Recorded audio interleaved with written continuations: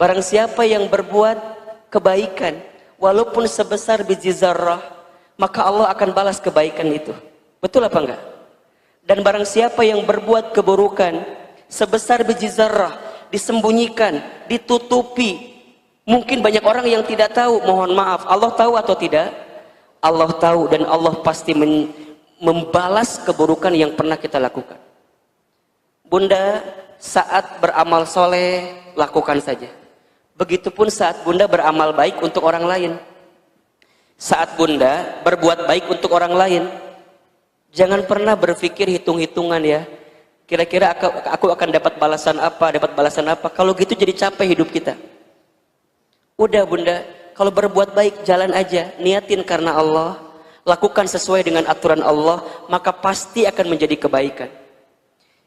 Kita nggak pernah tahu bunda, mohon maaf ya. Boleh jadi saat bunda tertidur lelap, di luar sana banyak doa-doa kebaikan karena hasil amal kebaikan kita kepada orang lain.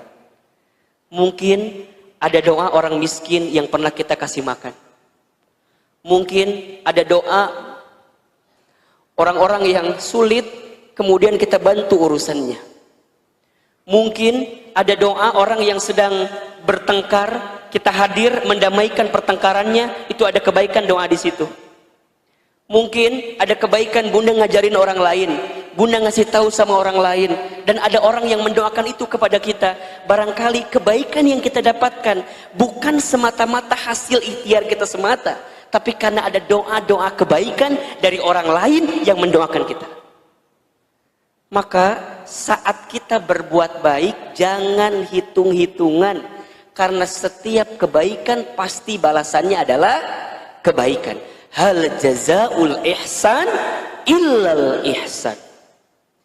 Tidak ada kebaikan yang kita lakukan kecuali balasannya adalah kebaikan. Tapi Ahilman, kadang aku sudah berbuat baik ya, tapi balasannya tuh kok kayak nggak sesuai gitu loh dengan apa yang aku lakukan. Pernah nggak kayak gitu? Ada nggak yang pernah ngerasain kayak gitu? Kita sudah berbuat baik tapi balasannya kayak nggak sesuai. Ada nggak?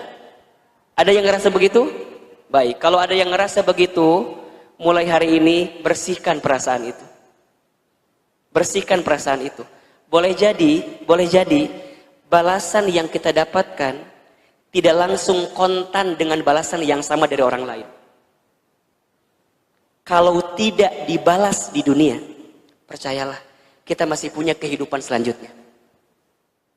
Apa itu? Akhirat. Bunda, tidak semua yang kita lakukan itu balasannya harus dibalas di dunia. Tidak. Ada yang mungkin ditunda, ada yang mungkin dipersiapkan oleh Allah di tempat yang lebih baik. Saat bunda menjadi seorang istri misalnya, menjadi seorang istri itu profesi yang sangat mulia bunda. Bahkan posisi keberadaan yang sangat mulia. Bunda sudah melayani suami misalnya, sudah seakan-akan memberikan yang terbaik bagi suami, tapi suami bunda mohon maaf mungkin tidak membalas sesuai dengan apa yang bunda inginkan, bahkan mungkin melukai ya, mengkhianati dan segala macamnya. Bunda jangan pernah khawatir dengan kebaikan bunda, karena boleh jadi Allah siapkan pahala-pahala terbaik untuk bunda. Mungkin bukan di dunia, mungkin nanti di akhirat. Begitupun juga dengan bunda yang sebaliknya. Sekarang bunda punya suami banting tulang cari nafkah bagi bunda, tapi bunda tidak pandai berterima kasih kepada suami, tidak pandai menerima pemberian suami. Mohon maaf, barangkali suami kita sabar gitu ya, barangkali suami kita tuh tahan dengan kita, tapi boleh jadi balasannya kepada kita bukan di dunia, mungkin nanti di sana. Makanya kalau sedang hidup di dunia, berusahalah untuk sibuk dengan tanaman-tanaman kebaikan, karena setiap tanaman kebaikan itu pasti panennya apa? Kebaikan. Tanam aja kebaikan, tanam aja kebaikan. Karena pasti panennya adalah kebaikan.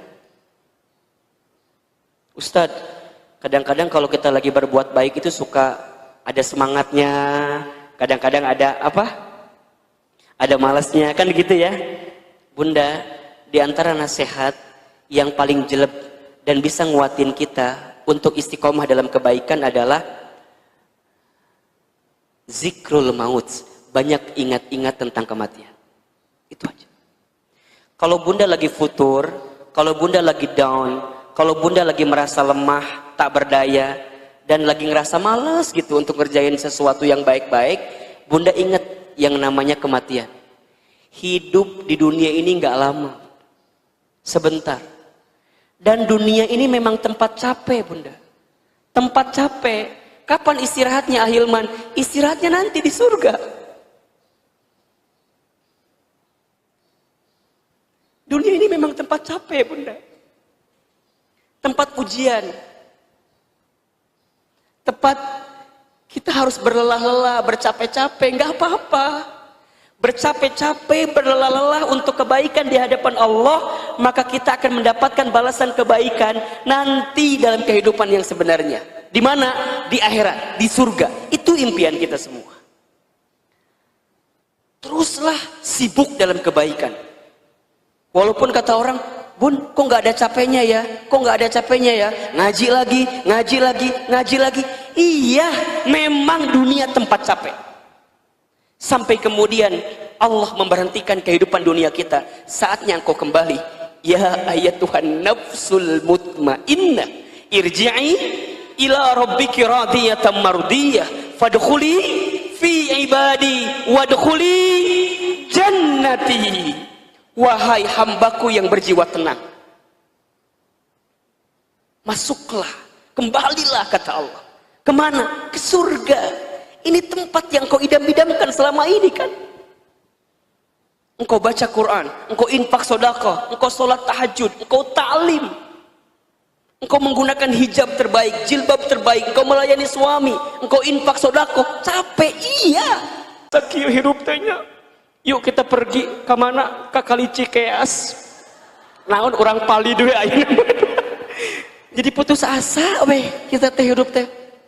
Karena kita nggak tahu rumusnya. Tapi kalau kita makin yakin rumusnya, makin ngerti rumusnya, bilang ketika si ayah ngeluh, "Mah, ayah teh sekarang gajinya nggak full kayak dulu. Biasa 5 juta, ayeuna mah 500." Kumaha, ayah kumaha. Kita tuh ada sopea kan ya. Awalnya ada bijak gitunya, ada bijak. Pasti bilang 500, kela-kela ayah ulang ini ngomong naon bieu teh kumaha. Biasanya 5 juta, ayeuna 500. Lamun bunda yang gak yakin, kira-kira apa jawabannya? Ayah, kamu mikir nggak? Kan kita tuh punya cicilan panci 300. Cicilan lomari nu can kabayar kamari kan aya 400. Can beas, can budak orang kan SPP tiap bulan mayar. 500 mah kana naon atuh? Kira-kira begitu jawabannya. Kalau yang nggak ada iman, kalau nggak yakin sama Allah, betul apa enggak? Suami digituin, kira-kira apa jawabannya? Ya, tidak bapak ngerti. Bapak ge ngitung, musah mun kitu bapak mendingan kena corona we. Ujungnya jadi stres, imun berkurang, jadi pabaliut hurufnya, bener deh? Iya nggak kira-kira? Coba kalau bunda begini jawabannya, bun, ayah teh biasa 500.000, biasa 5 juta, ayeuna mah sabaraha? 500. Bunda gini jawabannya, Masya Allah ayah, peluk suami bunda teh, set.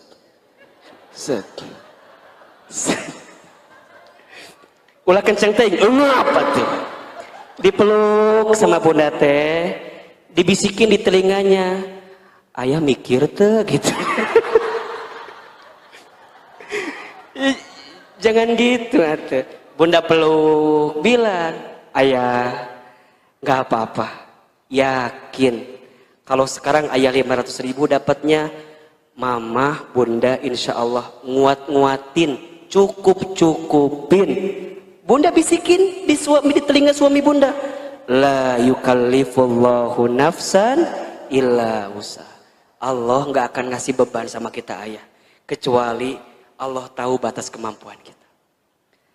Buat bunda mah nggak penting penghasilan ayah berapa, yang penting ayah selalu bersama dengan bunda. Gitu. Hari itu tenang, isuk liur. Minimal hari itu tenang dulu gitu kan, besok mah belum tentu ayah orang dia, bener tuh.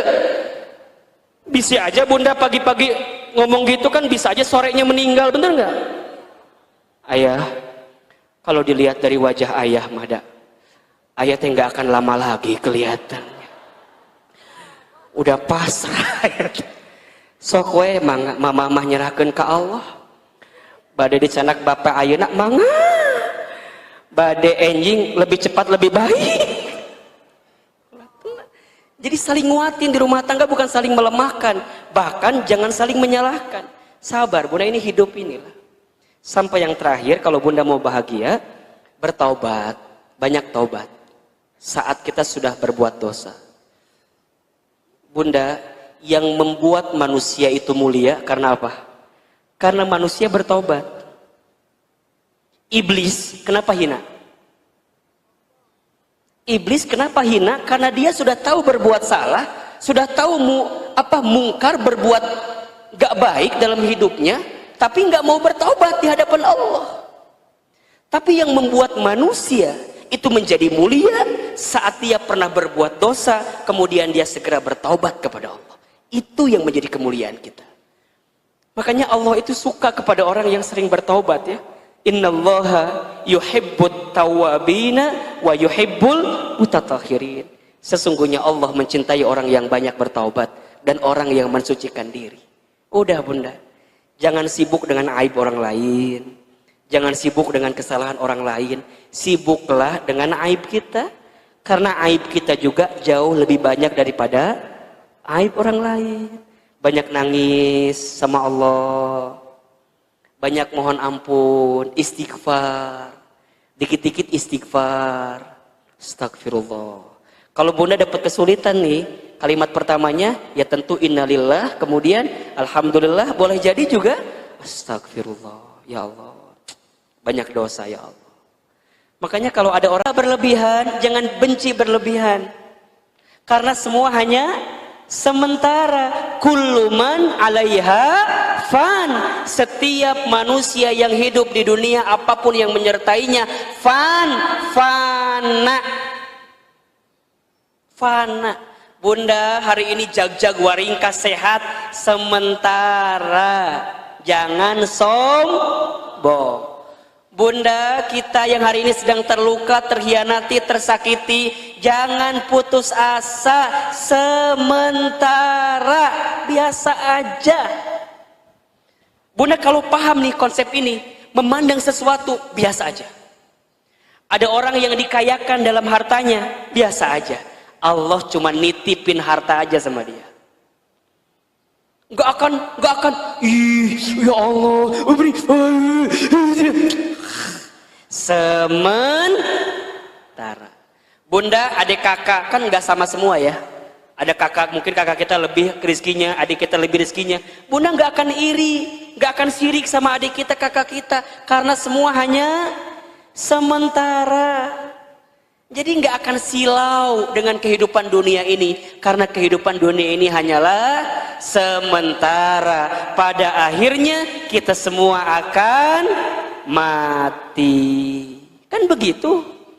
Orang kaya, orang miskin, raja-raja, rakyat biasa, yang di belakang,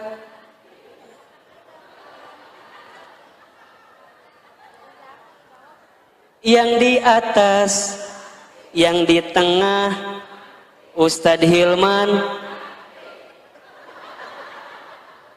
wafat, ulah mati teuing atuh wafat, ya Robana ya Karim. Wafat, kita pasti akan mati bunda, apa yang mau kita sombongin sih sekarang? Makanya saya tuh, wallahu alam ya Bunda merasakan hal yang sama atau enggak Bunda. Belakangan ini, waktu dengan kematian tuh terasa makin dekat gitu. Ya enggak kira-kira? Kayaknya, dulu tuh ya kalau bicara corona, covid itu kan kayaknya jauh banget gitu ya. Hari ini tuh ya Allah, tetangga kita, saudara kita, guru-guru kita gitu.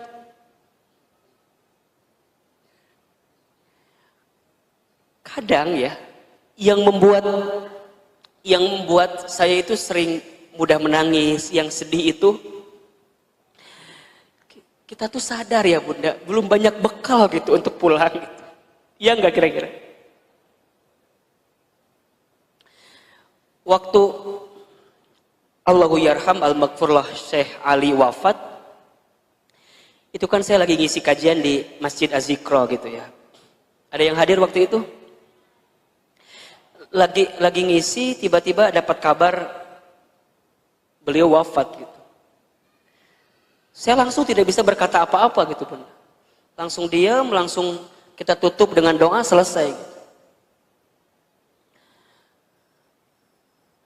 Kalau orang yang sudah banyak amalnya gitu ya, bekal kebaikannya banyak, tentu kematian itu adalah sesuatu yang dirindukan gitu.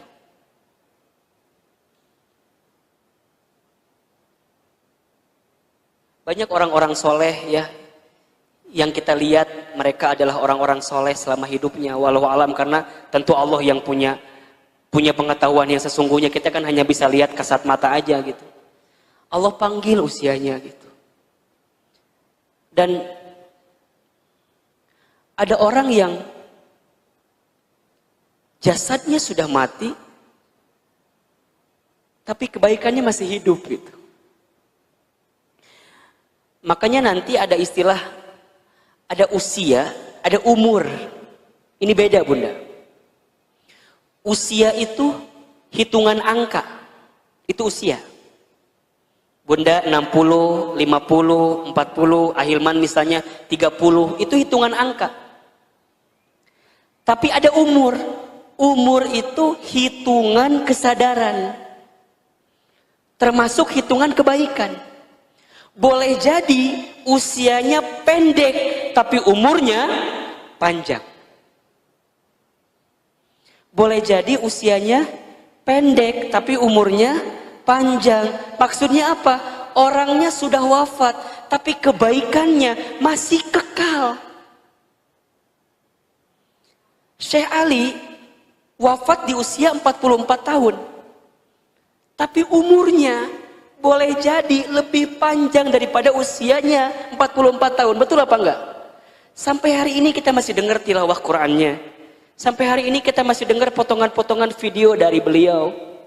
Almarhum Gurunda Morobina Kiai Haji Muhammad Arifin Ilham. Usianya sudah wafat, tapi umurnya masih panjang, azikronya masih ada, penerusnya masih ada, zikirnya masih bisa kita lantunkan, doa-doanya masih kita bisa bacakan terus, umurnya masih panjang, usianya pendek. Pertanyaannya adalah, kita hari ini masih diberikan usia, betul apa enggak?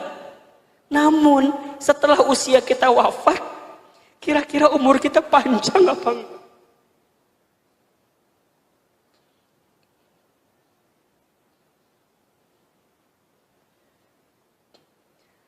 Maka tiada sikap yang dimiliki oleh mereka orang beriman kecuali setiap harinya adalah ingatan-ingatan tentang kematian.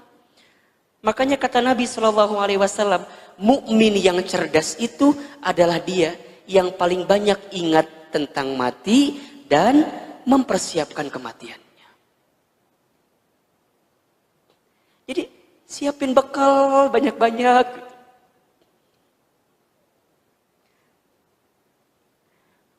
Infak, sodako, baca Quran, berbuat baik sama orang lain, ikut taklim, tidak mau menyakiti orang. Karena kita tahu bahwa hidup ini bukan di sini sebenarnya, tapi nanti di sana. Gitu. Ahilman Mungkin saya pinter nyampein sesuatu gitu ya. Menceramahi sesuatu. Kadang saya takut. Ya Allah, kira-kira yang saya sampaikan udah saya amalkan atau belum?